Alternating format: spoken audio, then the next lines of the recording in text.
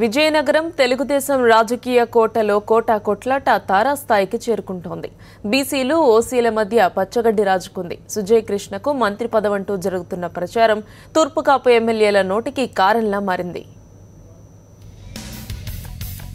విజయనగరంలో కోటా కొట్లాట, మంత్రివర్గ విస్తరణపై టీడీపీలో కుమ్ములాట, తూర్పు కాపులకు ఎత్తు పెడతారంటూ ప్రచారం, మంత్రి పదవి రేసులో సుజయ్ కృష్ణ రంగారావు, రాజులకు మంత్రి పదవేంటని కాపు నేతల ఆగ్రహం, చంద్రబాబు వైఖరిపై మండిపడుతున్న ఎమ్మెల్యేలు, 10,000 ఓట్లున్న అశోక్ గజపతి రాజుకు కేంద్ర మంత్రి పదవా, 1000 ఓట్లున్న సుజయ్కి రాష్ట్ర మంత్రి పదవా, లక్షల ఓట్లున్న కాపులకు మొండి చెయ్య, త్వరలో చంద్రబాబు వద్దకు కోటా పంచాయతీ.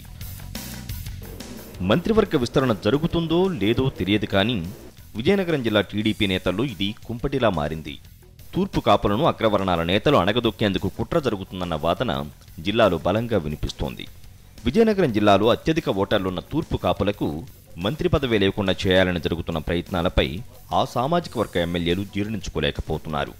ప్రస్తుతం తూర్పు కాపు సామాజిక వర్గం నుంచి కిమిడి మృణాలిని మంత్రిగా ఉన్నారు. ఆమె జిల్లాకు కొత్తైన సామాజిక సమీకరణాల్లో భాగంగా మంత్రిగా సీఎం చంద్రబాబు నియమించారు.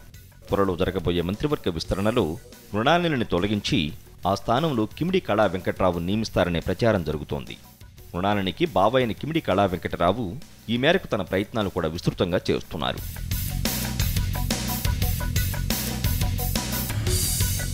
కళా వెంకటరావును మంత్రిగా చేస్తే ఒకే కుటుంబంలో 2 పదవులు సాధ్యం కావు కనుక మృణాలిని తప్పించే అవకాశం ఉంటుంది. అప్పుడు విజయనగరం జిల్లా నుంచి ప్రాతినిధ్యం వహించే మంత్రి అవసరం. ఆ స్థానాన్ని వైఎస్ఆర్సీపీ నుంచి ఫిరాయించిన సుజయ్ కృష్ణ రంగారావుతో భర్తీ చేయాలని సాక్షాత్తు కళా వెంకటరావే సూచించారని జిల్లాలో ప్రచారం జరుగుతోంది. ఈ మాటలు విజయనగరం జిల్లా తూర్పు కాపు ఎమ్మెల్యేలు, నేతలకు తీవ్ర ఆగ్రహాన్ని తెప్పిస్తున్నాయి. విజయనగరం జిల్లాలో 10,000 ఓట్లున్న సామాజిక వర్గానికి చెందిన అశోక్ గజపతి రాజుకు కేంద్ర మంత్రి పదవి, ఇప్పుడు మళ్లీ 1000 ఓట్లున్న సామాజిక వర్గానికి చెందిన సుజయ్ కృష్ణకు రాష్ట్ర మంత్రి పదవి అని పెదవి విరుస్తున్నారు. లక్షల ఓట్లున్న తూర్పు కాపులను కాదని మరో సామాజిక వర్గానికి మంత్రి పదవిస్తే జిల్లాలో టీడీపీకి కాపులంతా దూరం అవ్వడం ఖాయమనే అభిప్రాయాలు వ్యక్తమవుతున్నాయి.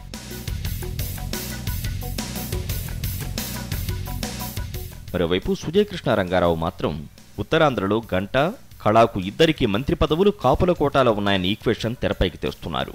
అలాంటప్పుడు జిల్లాలో 3వ సారి ఎమ్మెల్యేగా ఎన్నికైన తనకివ్వడంలో తప్పులేదన్నది ఆయన వాదన.